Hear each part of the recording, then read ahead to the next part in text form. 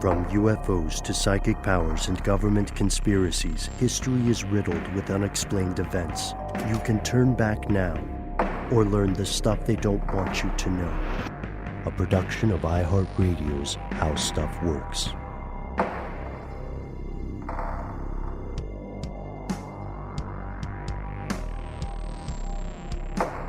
Welcome back to the show. My name is Matt. My name is Noel. They call me Ben. We are joined as always with our super producer, Paul Mission Control Tech, and in spirit because our guest super producer, Maya Cole, is on the ones and twos today. Give it up for her. Most importantly, you are here, and that makes this stuff they don't want you to know. So, check in, first things first. Yeah. Catch up? Check in? Well, yeah, so this week, you guys, I went to Chuck E. Cheese because my son turned 4 yesterday as we're recording this. And that robot casino was fabulous. Wait, hang on. Sorry, we're recording. Sir? Hello? Sir? What's going on in here? Hey. Wait a second. Oh, is this the podcast? I feel like I About recognize... conspiracies? Yeah, That's adorable. I'm such a fan. Wait. I'm sorry. I'm John Hodgman. I used to be on television sometimes. I thought I recognized you, Inspector. That's right. Judge John Hodgman. I have a podcast as well. Yeah. Were you the Side PC? hustle. You were the PC. I don't know what you were talking about. Yeah. No, I was PC on the Apple ads, and I don't know what else on my resume. I've traveled all over the world. I've been in the upper echelons of fame, and I've been granted a lot of exclusive access to a lot of secret rooms and hidden parties and stuff that you're not supposed to know, but I do. You didn't write a book about it, did you? Yeah, I did actually.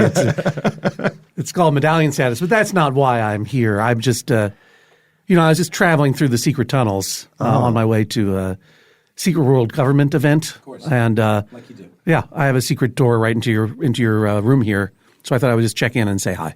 Oh, because well, I hear you're talking about secret societies a little bit. So yeah, well, I mean, thanks for coming. I always wondered what that door was for. Yeah, that just leads to the platform for the golden funicular that people of my status get to use. Dear God, this is some real deranged billionaire stuff. Yeah, right? well, that is the character that I used to play on The Daily Show. But guys, it's just me. I mean, there is a secret door here, and I'm on my way to a secret meeting. But okay, it is just me, John Hodgman.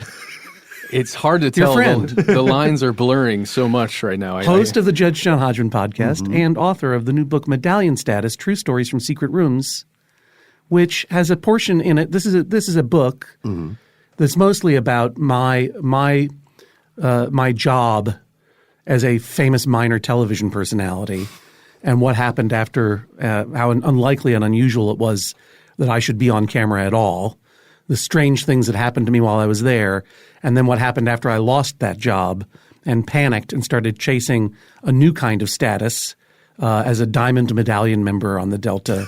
Oh, wow. Trying to become Diamond Medallion in the Delta frequent flyer program. That's rarefied air. I don't want to give away the story of the book, but I got it. I went diamond. Full disclosure, John and I appeared on his dear friend Chuck Bryant's movie podcast earlier today, and I disclosed that I am approaching silver medallion status, and I was told that is a trash status. You just some nonsense words came out of your head just then. Sorry that. It's as they say on Westworld, that doesn't look like anything to me. Okay. I don't understand what you're talking about. Apparently, silver is a trash medallion. You're hurting my ears. Okay. You've got a silver blah blah. You got to work your way up, man. So how does that compare to just like a guy who just travels coach and doesn't have a medallion at all? Well, what does the medallion look like? It's an imaginary medallion. Okay, got it. It is a dumb imaginary prize. That I became obsessed with when my TV show was canceled, right. and I had stopped working on The Daily Show, and I wasn't on TV anymore. And as a lot of people do when their status starts to slip, whether you are losing a television job or you're aging out of your own job, or you're getting older as a parent and your kids don't think you're a celebrity anymore, or you're a member of the rural white working class, and you feel that the privilege that is due to you is being taken away, and therefore you vote for a particular president. People do irrational things when the status starts to slip. Nonsense coming out of your head? Yeah, no, is that too political? That's some real silver medallion talk right there. Is that going to freak people out? I don't know. Not at all. I think you hit this universal key though, and I want to hear more because I myself, not being a Diamond Medallion member, have moved adjacent I to would the see your name on the You books. would know everyone, yeah. I would get a little notification. There'd be a little ceremony. What I do notice is they actually say By the way, your I'm name. not Diamond Medallion member anymore. I got it and I lost it, but that's another. Wait, But you can lose it? That's Yeah, the whole point. Yeah. I had no idea. Oh, my No, God. that's that's what makes so. If you qualify for a certain medallion level, be it gold, be it platinum, be it diamond, those are the only ones. Not silver. Silver is a garbage medallion because it just is a taunt. It reminds you that you're the worst kind of medallion. It's for the better to be hoi polloi. nothing than to be a silver medallion. Oh my God. Coming But in they're hot. all imaginary prizes that you earn if you earn a certain amount of medallion qualifying miles through travel and credit card spending by the end of the year, and then you're locked in. But if you don't re-qualify the next year, then you drop down in status, and it's frightening. High stakes. It's a game. It's a sick, addictive video game. Now, You were saying I interrupted you. Oh, no. See, it's true, though. I've moved adjacent in those circles, and they do say your name when you get on the plane, right? That's what got me started. We'd like to welcome, right? They say it over like the intercom? Oh, yeah. It's a big to-do. Before this TV show that I was on, I was the third best friend in this TV comedy called Married on FX that ran for 2 seasons. Was great, and then, like all of television, got canceled. But when it was cooking, I was being flown across the country over and over and over and over again to work, and they were paying for my flight, and they were contractually obligated to pay me first class. So I was racking up the MQMs, the medallion qualifying miles. I didn't even know this was happening. I didn't even care. Until one day I was boarding the plane to go home, and the gate agent says, as she scanned in my ticket, "Thank you, Mr. Hodgman." whoa. No, for being gold. Oh. Thank you for being gold was like so powerful. Like to an only child who exists, who requires praise and acknowledgement like oxygen, like to be thanked for being, never mind for being gold. I mean, I always thought I was gold. You know what I mean? Sure. We all think we're gold, or we hope we are gold, or we worry that maybe we're not as gold as we think and that we're just tricking people. But then for someone to say, no, you're gold. You're gold. Well, John, has your gold and then diamond and then gold again status allowed you in any rooms that most people would never, ever even dare to step or ever be allowed? Well, you do get a membership to the Sky Clubs, the lounges. the secret societies of the air, which and it's like there's not a lot of human sacrifice going on in there.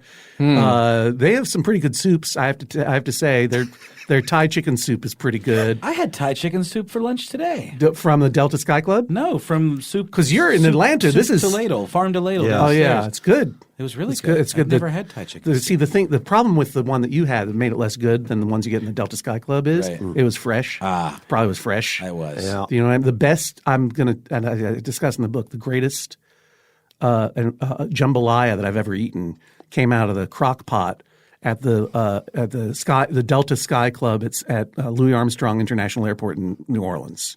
The best jambalaya you could get, because all soups and stews deepen in flavor as they sit for hours. as they sit at a low temperature for hours and days. It just got to be so delicious. Sounds good. Those are some secrets of the Sky Club. But I've also gotten into other secret rooms that I think might be more interesting to you, because I mentioned it earlier as though it were just a normal thing that someone would drop by Book and Snake, one of Yale's senior secret societies, for dinner of an evening. But apparently not everyone can do it. Book and Snake. I'm only familiar with Skull and Bones. I have to leave now. Goodbye. Wait, John. No, I'm not. So I went to Yale, which is an accredited 4-year college in Southern Connecticut, and I was not a member of Skull and Bones. For people who don't know, but anyone who listens to this show has to know about the secret societies of Yale. There are senior societies. Yale was founded before there were frats. And so the young privileged men of Yale had to find other forms of associations and clubs so that they could group off and basically jack off together. Before there were frats, you had secret societies at Yale, which are these senior secret societies where they initiate like 15 to 17 senior men to go into a windowless clubhouse called a tomb and tell secrets to each other and lie in coffins and hang out. Or you join an a cappella group. There's so much a cappella. Like the per capita amount of a cappella in New Haven is greater than anywhere else in the world. But what really troubles me is no one's doing anything about it. They're just letting it happen. They're just letting it Hundreds fester? of a cappella groups. Running wild? Running wild through the New Haven Green. I'm fascinated by the connective tissue between the two, if there's ever any secret a cappella groups. Well, there probably is a little bit of overlap between the Skull and Bonesmen and the Whiffenpoofs, the premier a cappella group in the collegiate a cappella group in the United States and the world, which I was not a member of, but I'm still weirdly proud of that. But I was fascinated with secret rooms growing up in high school, and secret societies and the Masons and Club 33 before everyone knew about it, and all of these rooms. I always wanted to go into these rooms that you couldn't just walk into unless you were invited or whatever, or had a golden funicular that could take you to a secret panel and jump into a podcast. Or Diamond Medallion. Diamond Medallion, for example. And it's, these arbitrary signs of status that don't make you a better person, but make you feel suddenly like you're loved by an institution or whatever. It's a sick addiction. Anyway.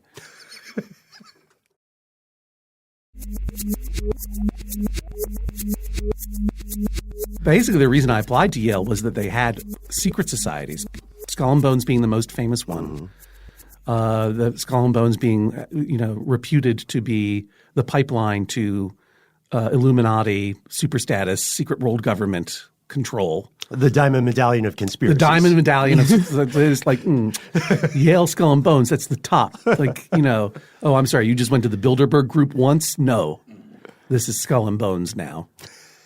And was that an actual secret society? The Snake, what was it? Book and Snake. Book and Snake is an actual one. Yep. Oh. They're across the street from the Grove Cemetery in New Haven in a giant 2.5-story limestone Greek Revival, architecturally significant edifice that has 0 windows. It looks like a tomb. They're called tombs. All of these secret societies at Yale were all founded by very wealthy young men. They had their dad's architects make them these clubhouses. They're all littered throughout campus. You'll be walking along. You're like, there's a very handsome-looking and important-looking library. Oh, why does it have no windows? Because it's a clubhouse for dum-dums. Clubhouse for secret weirdos. So set the scene. Were they all robed up? I mean, what was going on? Well, there's a limit to what I can reveal here. I see. Wait a second. There's also Scroll and Key. I just want to tell you the other ones. Yeah. Wolf's Head, Scroll and Key, Berzelis, Manuscript, Skull and Bones, Book and Snake. Those are the big uns. I like the ones that sound like combos, Skull and Bones. Yeah, no, that's there was a cross end key once, or there may be a cross end key now. But you want to get the big ones. All are blank and blanks. Really? Yeah. Maybe we should start something like that, right? It's 2019. Yeah. We start the blank and blanks. The Bags and Badgers. Sure. Yeah. But to answer your question, no, they don't wear robes. No. And I know this because when I was a fresh person at Yale, I got invited to a party at Book and Snake, and I was very, very excited. This was this is the reason I had come here, and here it is, first semester. And I got so excited that I drank a lot before going to the party. And then I went into the party, and then I went up to the top of the stairs, and then I fell down the stairs. And then I woke up in the hospital. Wow. And I know that all of that happened because it was told to me that it happened.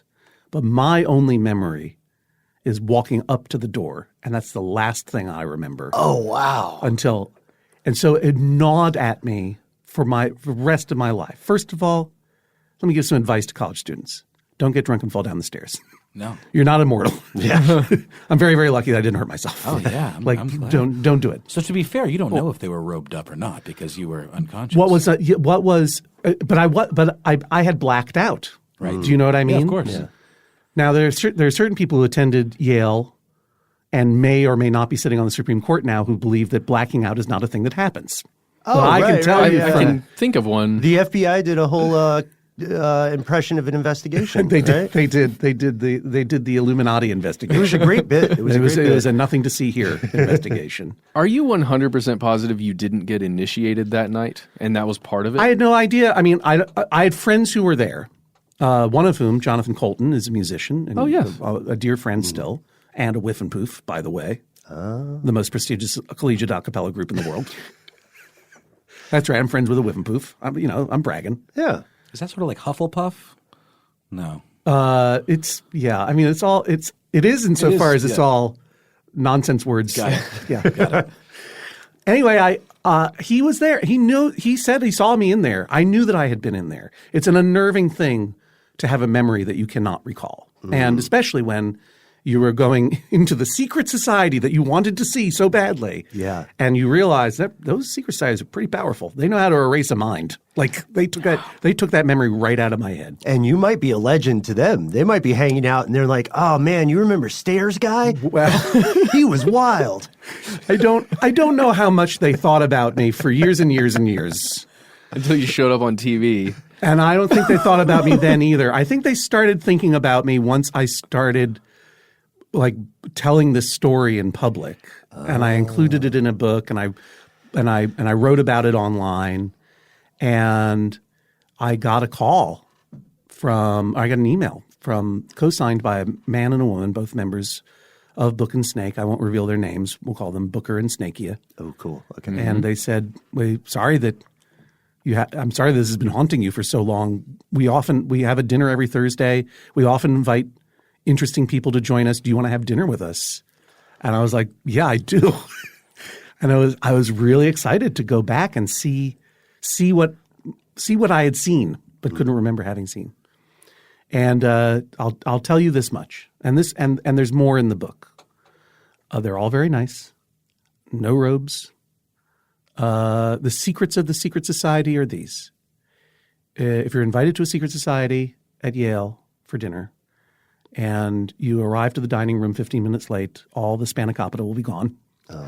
They serve there was a veal and a fish. The dining room is in the basement, red leather chairs, all with an Ouroboros and a book inscribed on the back. You get to meet with 17 bright young people, now men and women. It's obviously, and has been, I think Book and Snake particularly has been much more diverse than some of the others. There will be a chaperone there, an older alum, to make sure that things don't get out of hand. Secret of the Secret Society at Yale, wine and beer only. Smart. Yeah, and then there are some alums might come and have dinner with you too. Some more recent alums of Book and Snake / Yale. So there's a guy named James there who I think was in his early 30s, and he had just told me that he had been named. He works for the city government. He's the transportation czar of New Haven. So I just want to say to any Alex Jones listeners out there, if you were worried that the Illuminati and secret societies might be controlling the bus and train schedules in certain southern Connecticut towns, you're absolutely right. Dear God. Secret societies are running the trains in southern Connecticut. Oh my God. You know, here in Atlanta, we would kill for some secret society involvement in transit. All right. Oh yeah. Please. Yeah. Let the czar know. Yeah. Let me tell James. I think I have his last name somewhere. Oh God. And then the chaperone will leave because he's got to go home. Oh, everyone sings a little song. I don't remember how it goes. Chaperone leaves, and then the young people will say, "You want to hang out some more?" And I'm like, "Sure." And you'll go up to a chill room that looks exactly like a college dorm room, except no windows. And then they'll reach over to a little captain's chest in the corner, and I don't want to narc on these kids, but can you guess what was in it? Yep. Hard alcohol. Oh. They are hiding it from their own member. Because they're still college students. I know. I was initiated into a secret society within the secret society. Yes. Fabulous. It was great.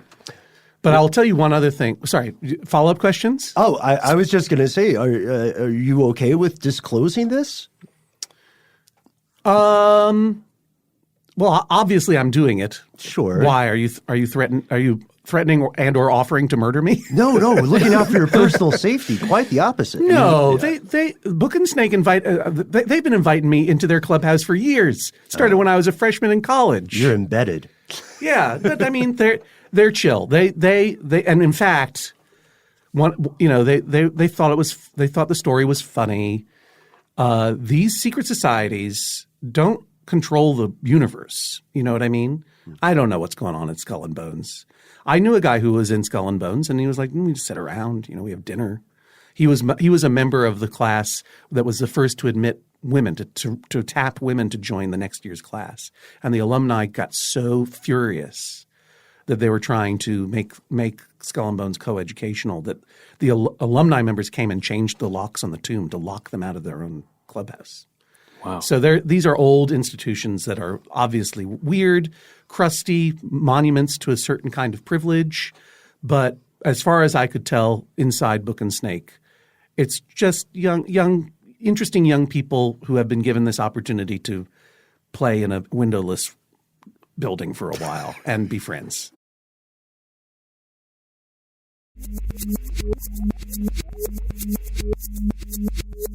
I don't know how serious we want to get with this, but there is something worth exploring that we've talked about before on this show, where we had one election where I believe it was George W. Bush and John Kerry, who were both members of Skull and Bones, and just that concept. But again, if you really break it down, it's like there are two members of the same fraternity, running together.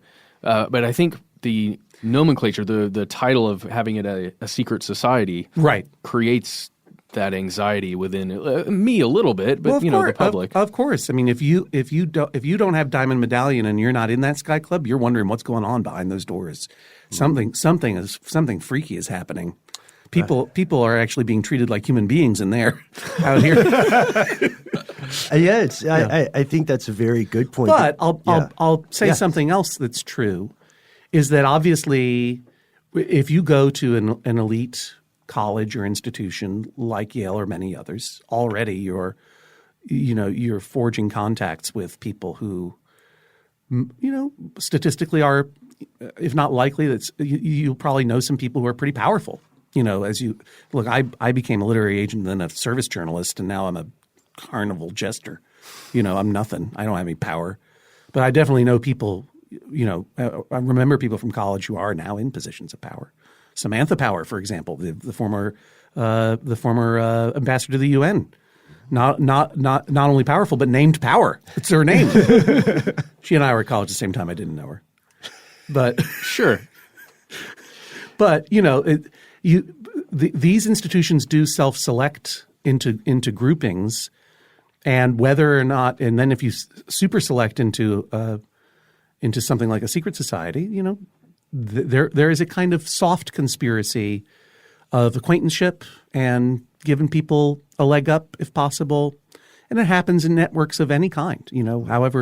Whatever kind of trappings they have. Churches, I mean, that's a big one too. Yeah, exactly. But that said, there is a secret retreat that I attended that I will not name, that is also described in the book. It is a retreat that I was surprised to be invited to, hosted by someone who enjoys surrounding him or herself with interesting celebrities, business leaders, government officials, former government officials, entertainers, writers, artists. It's a wonderful time. We all have a great time together. It's all off the record. People aren't supposed to talk about what happened there. No weaving spiders allowed there? No weaving spiders. Oh, so it wasn't the Bohemian Club? No, it was not the Bohemian Grove. No, that's not. I would tell you if I got into that dumb. This is a thing that I want to go back to. Okay. Yeah. It's totally benign, right? And of an evening, they might invite someone, gather everyone together for a performance of a kind. And this performance was a professional performing pickpocket, an incredibly talented performing pickpocket, who I'll name because he's an amazing person. Apollo Robbins is his name. Apollo Robbins. Look him up. He is so skilled. And his bit was inviting audience members on stage and picking their pockets. And he would invite famous people, entertainers or whatever, up and talk to them and say, "What'd you have for breakfast today?" And you wouldn't even see him touch them, and all of a sudden he's holding their wristwatch above their head behind them, and they didn't know it was gone, but the audience sees it, right? And everyone laughs, and the famous person laughs because it's okay to it's okay to be humiliated a little bit in public, right? If you're secure, it doesn't matter, right? But there is one government official who would not play. He would not get up on stage. He or she, I should say. They would not get up on stage. They would not allow themselves to be pickpocketed or to have their wristwatch taken because they could not, for whatever reason, I'd be speculating to guess what it was, they could not tolerate having their status reduced because they're between their status and status was the only thing that stood between them and oblivion, basically. Wow. And this person went on to become president? This person was a former government official. There's no point in trying to figure out who it is. Understood. That's not the story. This is a parable. Do you understand? I'm with you. This is a parable about someone who had done some very good things in public life and had made a big mistake in public life and could not tolerate even – never mind the mention of that big mistake, but even the faintest slap of the wrist of having their wristwatch literally manipulated off their wrist in public. It would be too humiliating. And they hid their money in their shoe so that they wouldn't have their wallet pickpocketed. Wow. And, when people lose their status or perceive or feel a threat to their status, they will do irrational things. That's not the moral of this story. The moral of this story is that this happened to be held in a Masonic lodge. It was not a Masonic meeting. The Masons – it's a beautiful lodge and a grand meeting room, and it was one of the nicer rooms in this particular town where you could go to have an event like this. And the Masons are out of money, and they needed to rent it to this. But nonetheless, I sat there realizing, so here I am. Here's one of the most famous actors in the world. Here's this incredible most famous businessman in the world. Here's this former government official. There's George R.R. Martin. I'll out him too. There's this famous person and that famous person and this powerful person and this powerful person. And we're all here. We are literally all here together, literally meeting in secret, literally in a Masonic lodge. This is happening right now. Watching the art of pickpocketing. But if you go tell that to Alex Jones, I mean, his heart's about to explode anyway because it's full of brisket juice or whatever. Right. But it's the Illuminati is real.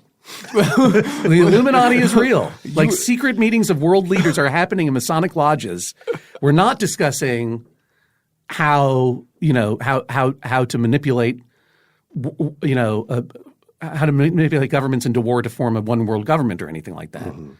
We're basically just entertaining ourselves. You heard it here first, folks. The Illuminati is real and interminably dull. I thought you needed to know that. And the conversation behind closed doors is more like, have you tried that jambalaya at the Sky Club? Yeah. Because I think it's because they let it sit. Right. Well, it's all – and the conversation behind doors is all people just trying to get jobs off of each other because they're afraid their status is slipping too. Yeah. So, I do have one question, just really fast. Were you allowed in the time that this occurred, did you have a cell phone with a camera on it? Because I'm imagining a room of with people of that caliber in secret doing a thing like that at a retreat. I'm assuming you would put cell phones away, or you'd have to mandatorily put away cameras and things. No, there were no rules about – I mean, people were like, don't tweet about this. It was low key. I mean, I'm hoping it was fairly low key because I'm telling the story. I'm not revealing details. I'm afraid they'll be mad at me, but I suspect they won't read my book. And you want to go back? Though. What? Yeah, and you want to go back? Yeah, I'd like to be invited again. And it was fascinating. It was interesting. Yeah. And the book is fascinating as well. Thank you. John Hodgman, Medallion Status: True Stories from Secret Rooms. It's available now. Wherever you it's available now for pre-order, I believe. Right? For pre-order, right? Look, I don't know when this is coming out, so let's just talk to the time travelers. Time travelers, if you have arrived in this timeline before October 19th, 2019, you may pre-order my book at bit.ly/medallion status, bit.ly/medallion status, all one word, all capital letters. If you have materialized after October 15th, 2019, it's not too late. Go to a bookstore and buy it, or come see me on my book tour. I'm on tour in October and November, and all the details are there, johnhodgman.com/tour. And I'll be in Atlanta in November, along with my Judge John Hodgman podcast in November, too, at the Variety. So I hope to see you guys again. Do you have a bailiff for that show? Yeah, Jesse Thorne, my regular bailiff, is going to be there. So yeah. Awesome. And I will be selling books there, and because I don't want to punish people who pre-order who then come to the book events, because some of the book events you have to buy a book to get in. Some of them, they might leave the book at home and buy another one. I don't want to. I really hope that people will pre-order the book because that's the best way to ensure a best launch for the book, personally, for me. But in order to reward people who do pre-order and then come to the book event, anyone who comes into the signing line, whether it's a Judge John Hodgman show or a regular Medallion Status book event, and they have 2 copies of the book, that could be a hardcover and an audiobook or a hardcover and an ebook, because they've pre-ordered or for whatever reason, I have a special loyalty program reward for them. Oh, wait a second. Yeah, you may notice that on the cover of the book there's a picture of 2 famous corgis of Instagram, Linus the corgi and Chompers the corgi. They're very important in the book. Yeah, we're looking at a pamphlet here. Yeah. It's wonderful. Yeah, there's a whole book coming right now. That's just a promotion. Well, this part's great. So everyone who comes to a book event and buys a copy of the book gets a enamel pin featuring one of those corgis, designed by Aaron Draplin, the designer of the cover. He's a famous and great, awesome dude, designer. And that is a famous corgi pin. Everyone gets one of those just for showing up and buying a book. If you buy 2 books because maybe you pre-ordered one before coming to the event, or you buy 2 books on site, or you bought an audiobook and now you get in the print edition, whatever it is, you got 2 books in the sign line, you get upgraded, you get a double corgi pin. Whoa. 3 or more books, yeah, or other over the top commitments to the cause, I'll upgrade you discretionarily to triple corgi elite status. 3 corgis, 1 pin. So since we're on an audio podcast, listeners, you need to know that when John said that, the 3 of us had, I think, a fairly dramatic It was a head double turn kind take. of moment, Yeah. And what are they? They're pins. They're pins like you get from an airplane pilot for going on a plane for being a kid. They're nothing. But they're elite. And Yeah. as an adult, if you ask the pilots for the pins, they'll still give it to you. Really? Oh, really? Yeah. That's yeah. wonderful. You just have to ask nicely and clearly not have that much respect for yourself. That's what I did. Even if I'm silver? I have to go. You guys, Open the I'm secret not- door. I'm getting out of here. I'm not Goodbye. even silver yet. Stop showing I'm it to approaching silver, barely. It was going so well. So sad. my eyes. God, I feel so bad about myself. John Hodgman, that really happened. We have a door. He disappeared down in the tunnel, kind of. Yeah. I think that went well. I think so, That was too. incredible. Okay. I want to say I think he knows more than he's letting on, but he was a very nice guy. That's true.